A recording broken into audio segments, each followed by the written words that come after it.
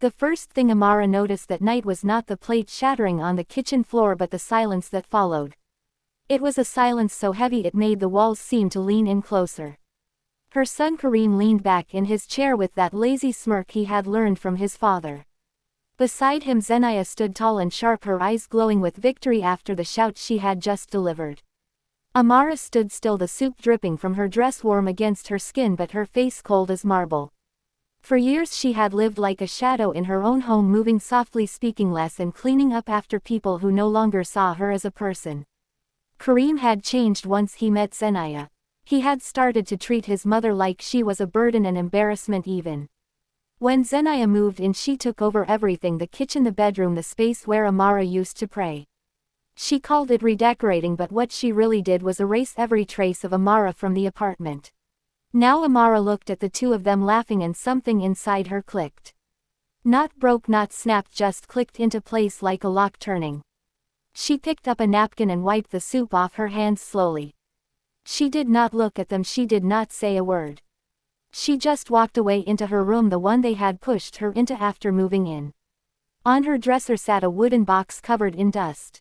She opened it and pulled out a folded paper worn from the years. The apartment deed. Her name written neatly in ink, dated 28 years ago. Paid in full. She remembered signing it after her husband died, working 2 jobs to keep this home. Kareem was only 9 then, a sweet boy who promised he would take care of her forever. She smiled a sad small smile at that memory and placed the paper in her purse.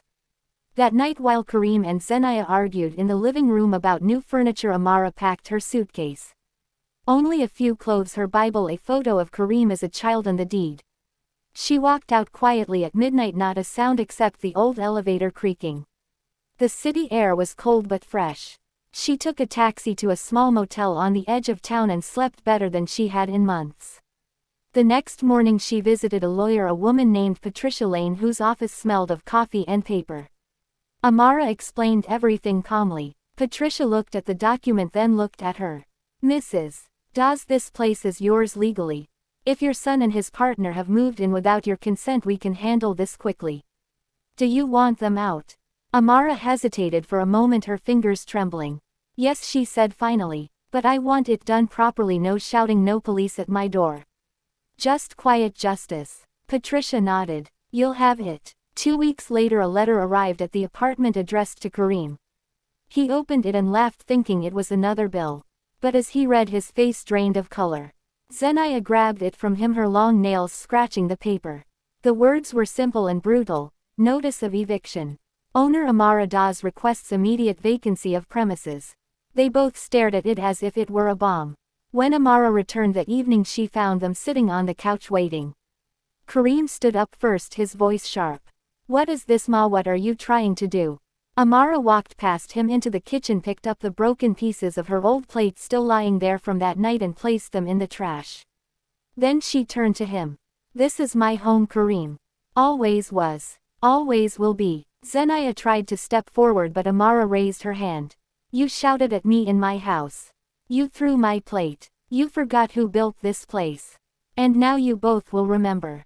Kareem looked at her, eyes wide. "You can't just throw us out." She looked at him for a long moment, her expression calm, almost tender. "I can. And I have." The next few days were chaos for them. Kareem tried calling the lawyer, shouting about family and fairness. Patricia never flinched. "Legally it's her property," she told him. "You have no claim." Zeniya tried manipulating Amara, sweet-talking her, even crying once on the doorstep. Amara listened quietly, then closed the door. When the movers came, Kareem begged for a little more time. Amara allowed him one day. That night she sat by the window watching him pack boxes with trembling hands. She wanted to feel satisfaction, maybe even revenge, but what she felt instead was peace.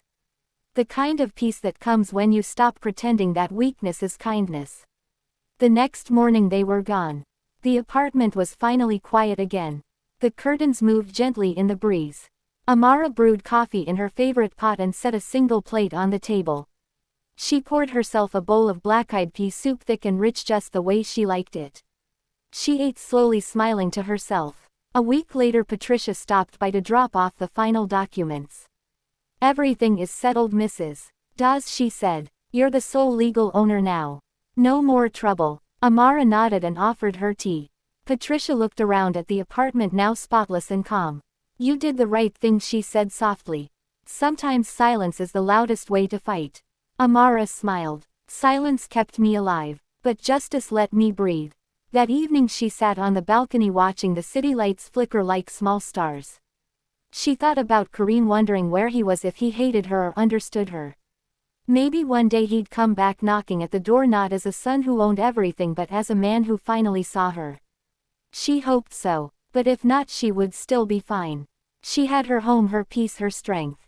Later that night she wrote a short note and pinned it to the fridge. It said simply, this house was built with love and patience, both of which must be earned, not demanded.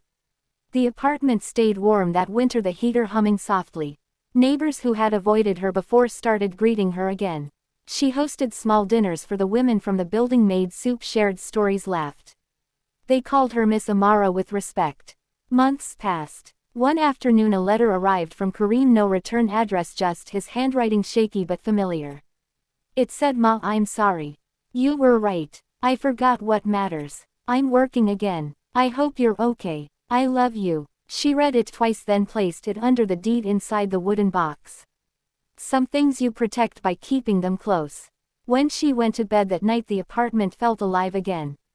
Not with noise or anger, but with something stronger, belonging. She looked at the ceiling, whispered a prayer and smiled. After all, she thought as she drifted to sleep, the house always wins.